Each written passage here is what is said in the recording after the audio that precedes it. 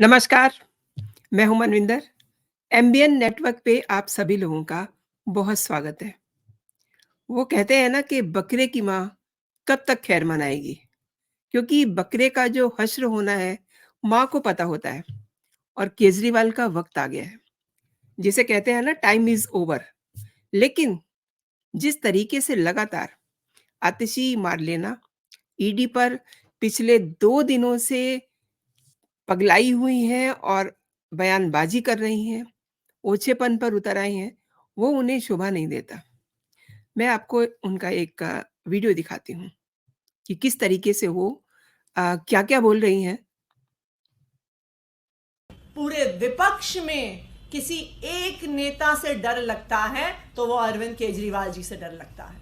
और अब वो ईडी नामक इस राजनीतिक हथियार का प्रयोग करना चाहते हैं चुनाव से पहले अरविंद केजरीवाल जी को गिरफ्तार करने के लिए। और यही माहौल बनाने के लिए ईडी ने इस प्रेस रिलीज को जारी किया है। मैं प्रधानमंत्री नरेंद्र मोदी जी को यह कहना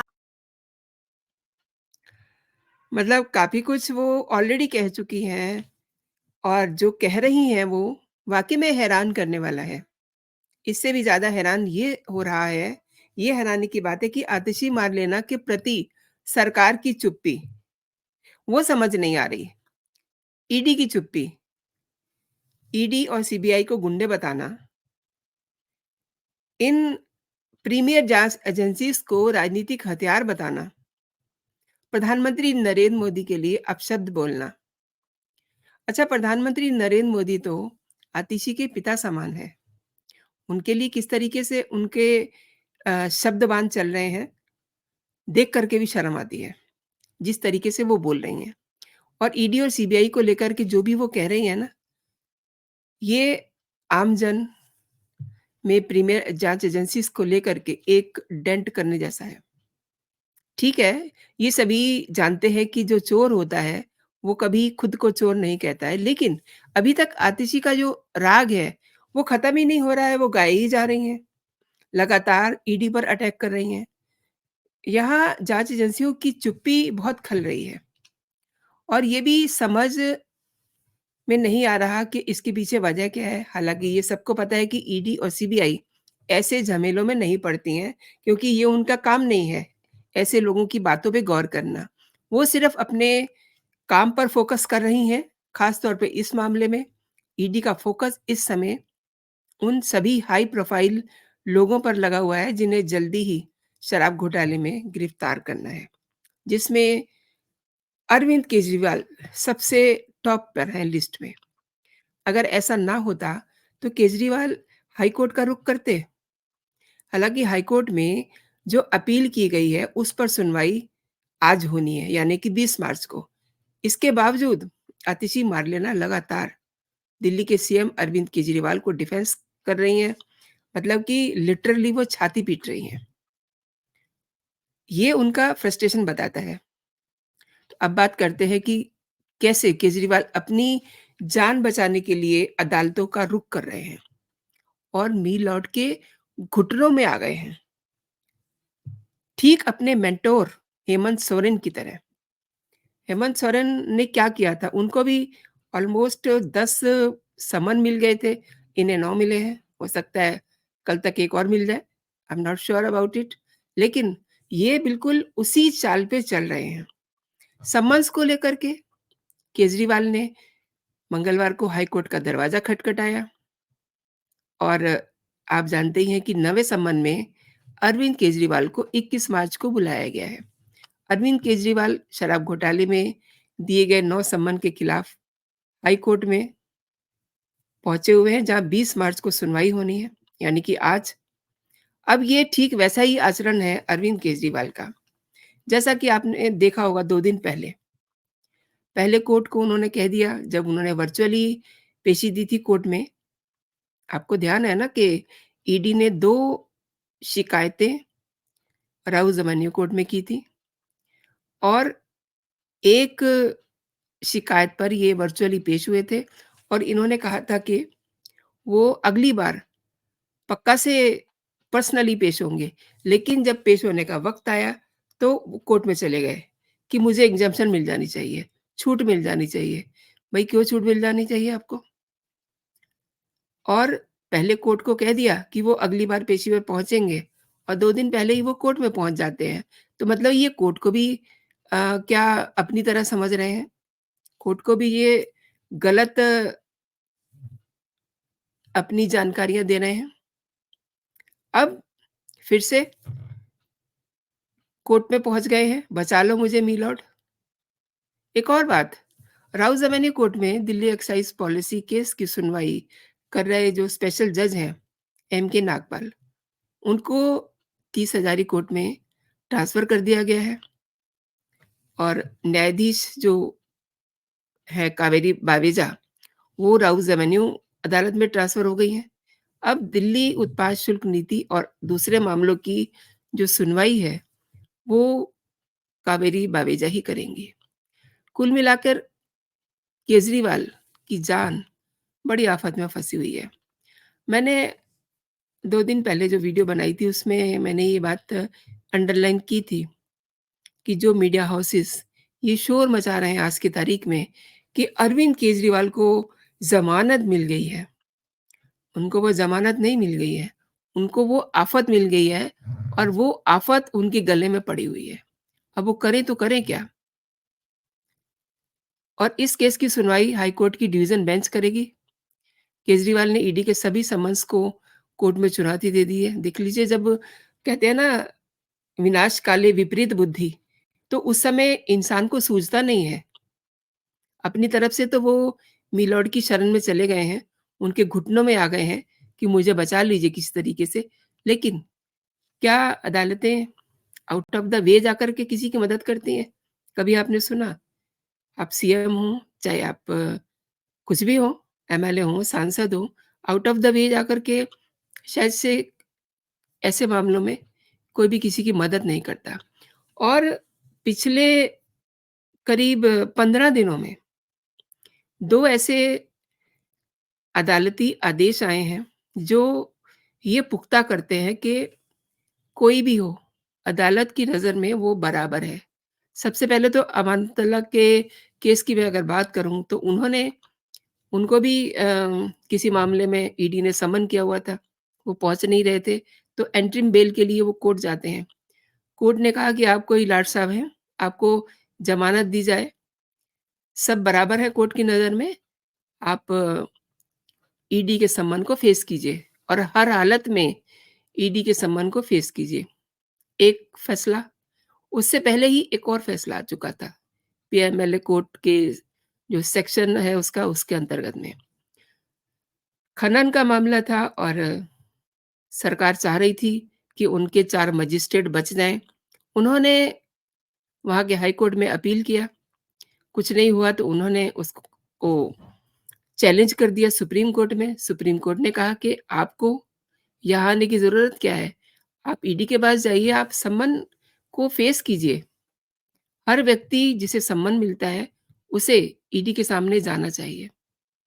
अब आप देखिए कि इन्हें तो 9 सम्मन मिल चुके हैं। मैं आपको वो क्लिपिंग भी दिखाती हूँ इनके 9 सम्मन का, जो इन्होंने इग्नोर किए हैं।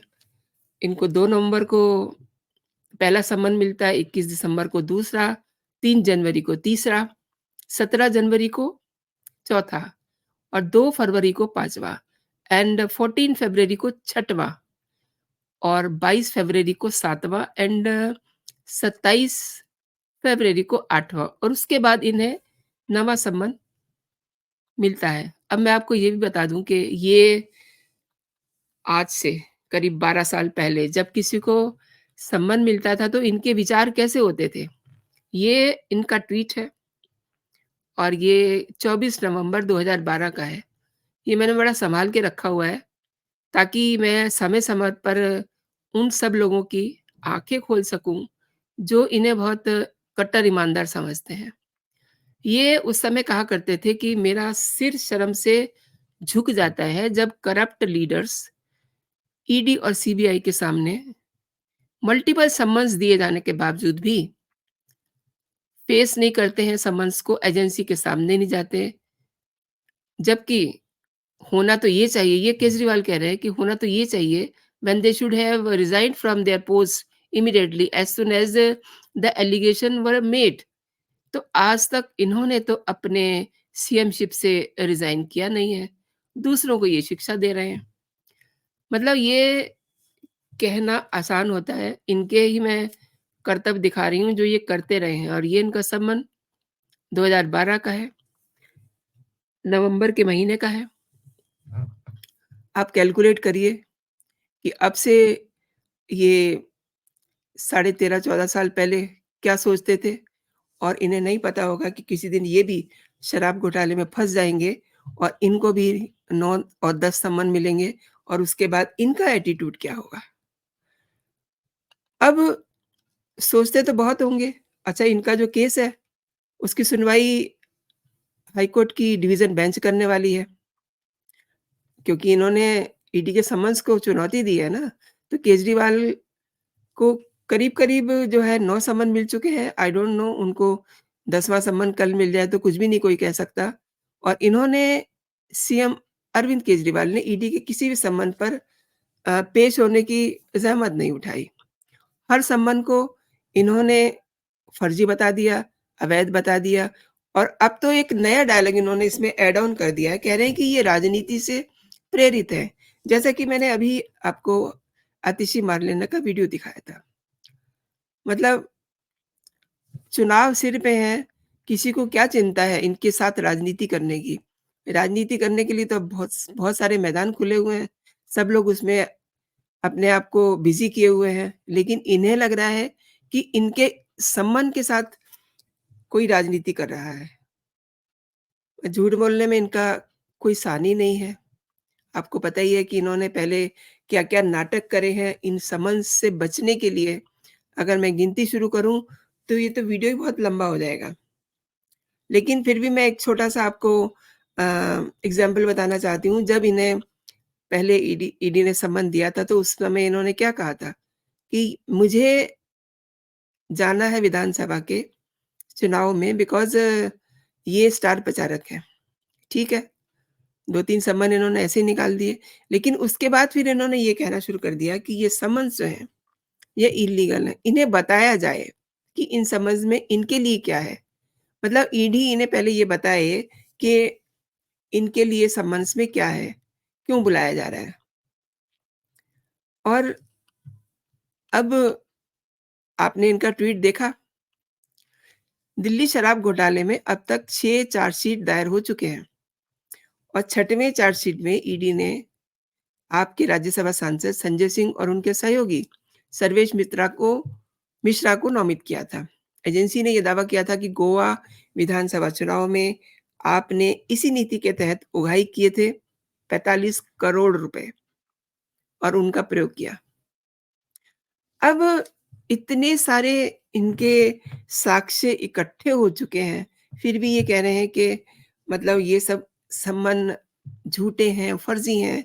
मैं आपको समित पात्रा का भी वीडियो दिखाती हूँ, जो इन्होंने केजरीवाल के लिए बोला है। मगर एक भी समन का सम्मान रखते हुए केजरीवाल जी ने हिंदुस्तान के जो संवैधानिक धारा है, जो संविधान के बनाए हुए ढांचे हैं, ही डिसरेस्पेक्ट्स देम, उनकी मान्यता का सम्मान नहीं करते हैं। तो इन्होंने जो संविधान है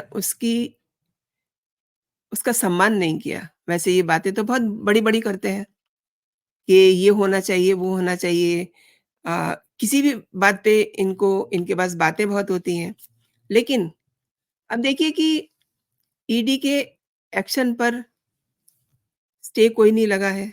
इससे ये स्पष्ट हो गया है कि केजरीवाल शराब घोटाले में आरोपी हैं। एक बात और समझने की है, जो मैं पहले भी कह चुकी हूँ, कि अगर जो ये बात कहते हैं कि कोई घोटाला ऐसा हुआ ही नहीं।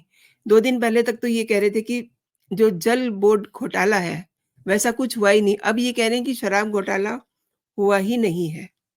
अगर शराब घोटाला हुआ ही नहीं है, तो फिर कोर्ट्स को, संजय सिंह को मनीष सिसोदिया को ज़मानत देने में क्या दिक्कत है? आप उन्हीं कोर्ट्स के सामने जा रहे हैं ना अपनी फरियाद लेकर के कि मी लॉर्ड मुझे बचा लीजिए। तो आपको पता होना चाहिए कि संजय सिंह और मनीष सिसोदिया उनको तो ज़मानत मिली नहीं है। तो उनको ज़मानतें नहीं मिलना इस बात का बहुत बड़ा संकेत है कि कहीं न कहीं अरविंद केजरीवाल भी इस पूरे मामले में हैं।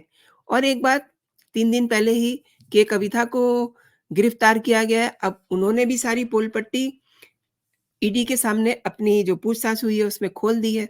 उसमें बाकायदा वही मामले के कविता पर है, वही मामले केजरीवाल पर है।